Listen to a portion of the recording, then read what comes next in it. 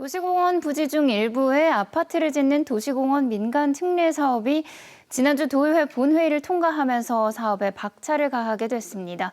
시민사회단체는 절차적 문제와 도심 난개발, 투기 의혹 등을 이유로 강하게 반발하고 있는데요. 오늘 대담에서는 논란의 쟁점이 뭔지 짚어봅니다. 제주 참여환경연대의 홍영철 공동대표 나오셨습니다. 어서 오세요. 네, 안녕하십니까. 제주 참여환경연대를 비롯한 도내 시민사회단체들이 이번 도시공원 민간 특례 사업에 대해서 굉장히 강하게 반발을 하고 있거든요. 이번 도의회 결정에 대해서 어떻게 평가하고 계신가요? 네, 환경영향평가 동의안 과정은 제주도정이 제출한 환경영향평가안에 대해서 제주도의회가 점검하고 이에 대한 동의를 구하는 절차입니다. 그런데 제주도의회는 그 환경영향평가 그 안에 대해서 여러 문제들을 찾고 그 문제가 해소됐는지 이런 것들을 확인한 후에 통과를 해야 맞는 거라고 할 수 있겠죠. 그런데 제주도의회는 결과적으로는 시민사회단체나 여러 곳에서 수많은 문제를 제기했음에도 불구하고 그냥 원안 동의로, 그러니까 제주도정이 제출한 안을 그대로 인용해가지고 본회의에 상정했고 결국 본회의에서 통과가 됐습니다. 저희가 보기에는 제주도의회가 도정을 견제하는 역할, 그리고 도민의 의사를 대변하는 역할, 이런 것들 또 환경을 지키는 역할, 이런 건 다 포기한 채 도정의 거수기 역할로 전락했다, 이렇게 보고 있습니다. 네, 이번 도의회 결정을 두고 도의회 개혁 운동을 펼 계획이라고 밝히셨는데 어떤 의미인가요? 도의원 중에 절대 다수를 점하고 있는 더불어민주당 의원들이 찬성에 많이 투표한 사실을 보고 저희는 실망과 분노를 좀 감출 수 없었는데요. 문재인 정부가 지금 투기와 적폐 청산을 주된 어떤 과제로 정책을 펼쳐나가고 있는데, 이에 반하는 투기와 적폐의 종합 세트라고 할 수 있는 도시공원 민간 특례 사업을 같은 여당인 더불어민주당 의원들이 찬성했다. 이것들은 참 이해를 할 수 없는 그런 상황이다, 이렇게 보고, 만약 더불어민주당이 이런 투기와 적폐 청산의 의지가 있다면 이런 도의원들 다음에는 공천하거나 이런 상황이 있어서는 안 되겠죠. 그래서 저희는 왜 도의원들이 이렇게 제주도정의 개발 사업에 약할 수밖에 없나 하는 것들을 먼저 살펴보고요. 그 이후에는 지역구 개발 사업과 이 도의의 도정의 제주도정의 개발 부서가 좀 긴밀하게 연결돼 있다, 그렇게 보고 있고요.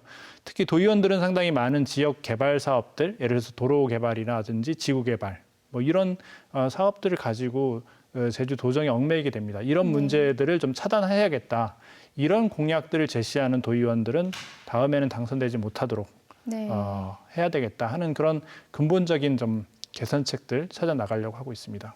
네, 제주도의회나 제주도는 도시공원을 지키기 위해서 최선이었다는 입장인데요. 서로 공원을 지키기 위한 방법의 차이가 있는 것 같은데, 도시공원 민간 특례 사업 뭘 말하나요? 네, 도시공원으로 지정돼 가지고 계속 도시공원으로 조성되지 않고 있어서 그 토지 소유자들이 재산권을 침해하고 있다, 이렇게 대법원에 그런 판결이 났습니다. 대법원에서.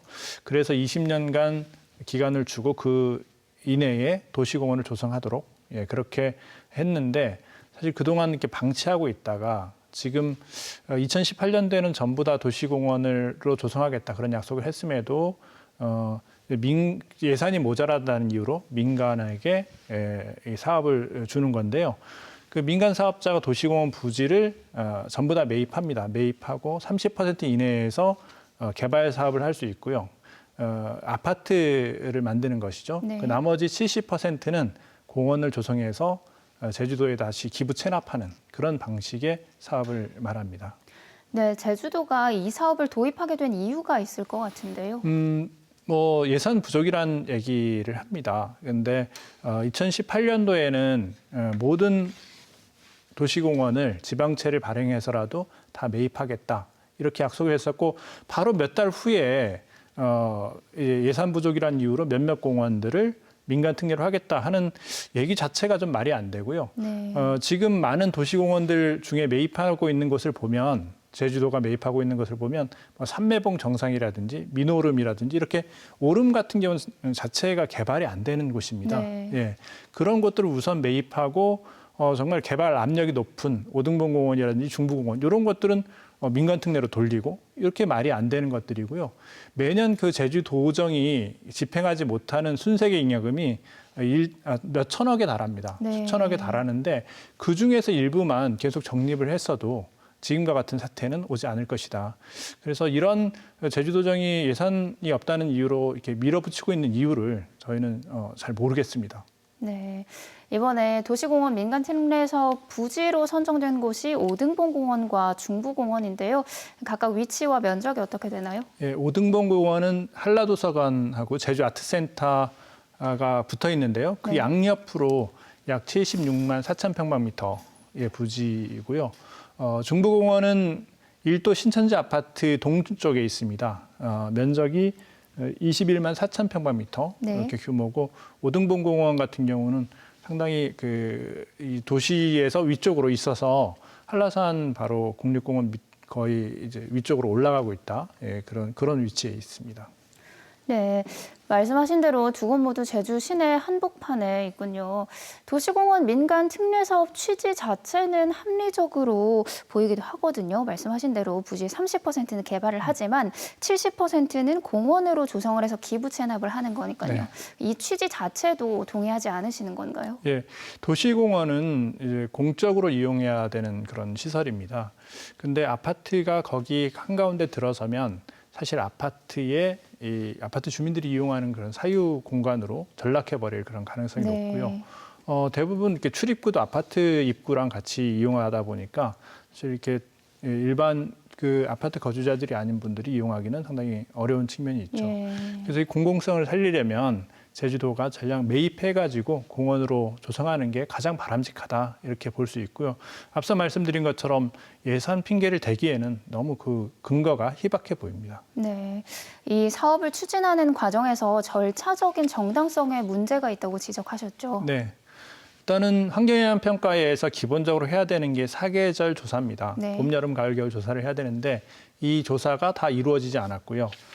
그리고 그 2016년도에 제주시가 스스로 민간 특례 사업, 특히 오등봉공원 민간 특례 사업에 대해서 불수용 결론을 내렸습니다. 네. 타당한 이유가 없이 다시 추진되고 있는 것인데요. 그에 대한 어떤 문제가 있는 것이고요. 그리고 민간 특례 사업자의 제안서를 우선 이제 검토하는 그런 용역 과정이 있습니다. 그 검토가 끝나야만 어떤 다른 절차들이 진행돼야 되는데 그 검토가 끝나기 전에 그 뒤에 절차, 국토부 지침을 어긴 그런 사례도 있고요. 그리고 그 우선 협상 대상자라고 하는 것은 이 사업을 놓고 먼저 제주시가 공동사업자로서 이렇게 이 검토를 하는 그 협상을 하는 그런 대상인데 그 지위에서 같이 제주시와 제주도 관계 부처 공무원들이 모여서 이 사업을 그 이례로 빨리 통과시켜 달라느냐 아니면 조속한 심의, 유연한 심의 뭐 이런 식으로 모든 심의 과정을 좀 빨리 진행시키도록 정확하게 보고 검토해야 되는데 그 졸속 심의를 오히려 모의하게 되는 그런 과정들이 있었고요. 결과적으로는 이런 절차들을 무시하거나 뒤바뀌는 그런 과정들이 여러 차례 진행됐다는 거죠. 네. 그 5년 전에 그러니까 2016년에 제주는 왜 그 불가 결정을 내린 건가요? 2016년도에 불가 결정을 내린 이유는 크게 세 가지입니다. 하나는 일단 경관 문제입니다. 아파트의 오등봉공원의 입지가 상당히 높은 곳에 있고 네. 거기에 12층, 당시는 12층 규모였는데요. 아파트가 들어설 경우 한라산 경관을 해치게 된다 하는 것하고 바로 아파트 인근에 한천이 있습니다. 그 한천이 오염되는 문제 그리고 한천이 그 암벽으로 되어 있는데 암벽이 상당히 지금 약한 상태에서 그 옆에 아파트를 지을 경우 한천이 무너질 수 있다. 그런 재해 문제 그리고 교통난의 문제인데요. 이런 문제들로 불수용 결론을 내렸었습니다. 네, 그때는 안 됐는데 지금은 되네요. 그렇다면 제주도의 입장은 뭔가요? 제주도는 나중에 좀 이유가 되지 않는 그런 얘기를 하는데요. 그 당시에 도시공원 기본 계획에 민간 특례의 근거가 없었다. 근데 그 이후에 기본 계획에 민간 특례라는 조항이 들어가 있었다. 그렇게 얘기를 하는 것인데요. 그 말만 갖고 이제 되짚어 보면 사실 민간 특례라는 그 내용이 도시공원 기본 계획에 없었기 때문에 그때 검토를 했다는 것 자체가 네. 문제가 있다는 것이고요. 사실 그 당시 불수용 보고서에 보면 도시공원 기본 계획에 민간 특례 조항이 없어가지고 이게 불수용했다는 내용은 하나도 없거든요. 네. 앞서 말씀드린 것처럼 경관 문제라든지 재해 문제라든지 교통난 문제인데 그거는 현재 그때 당시보다 아파트가 2배 더 커졌습니다. 높이도 12층에서 14층으로 네. 올라갔고요. 아파트 규모도 600세대 정도에서 1,400세대로 거의 네. 2배 이상 그렇게 늘어났죠. 그러면 그 지적됐던 세계 문제가 오히려 더 커지면 커졌지 그때보다 줄어들지 않은 그런 상황인 것입니다. 네. 제주도는 도심 공원을 지키는 최선의 대안이라는 생각이 확고해 보이고 반면에 시민사회단체 입장은 이 사업으로 도시공원이 파괴될 거라는 건데 왜 이렇게 생각하시는 건가요? 예, 일단은 대단지 아파트가 이게 시가지 밖으로 나가는 거잖아요. 네. 한라산 쪽으로 이제 막 한참 시가지와 떨어져서 이렇게 뛰쳐나가는 건데 대규모 아파트가 들어서면 그에 따라 인프라라든지 상업시설이 따라 그 주변에 생깁니다.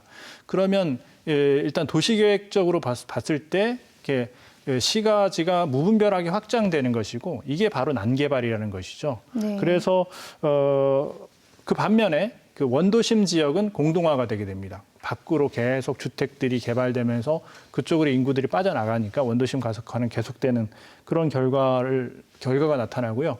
지금 학교 문제가 좀 논란이 되고 있는데 거기에 이제 인구가 늘게 되면 학교를 새로 지어야 됩니다. 새로 짓는데 근데 거기 지으면은 도심지 인구가 또 빠져나가면서 지금 현재 도심지의 학교들은 대부분 분교육이나 폐교육이 있거든요. 네. 그래서 인구가 적어서 이런 어떤 좀 아이러니한 그런 현상들이 나타나서 이게 바로 난개발이라는 거죠. 도시계획 틀을 넘어서 가지고 무분별하게 확장되는 것이기 때문에 난개발의 불보듯 뻔하다 이렇게 보고 있습니다.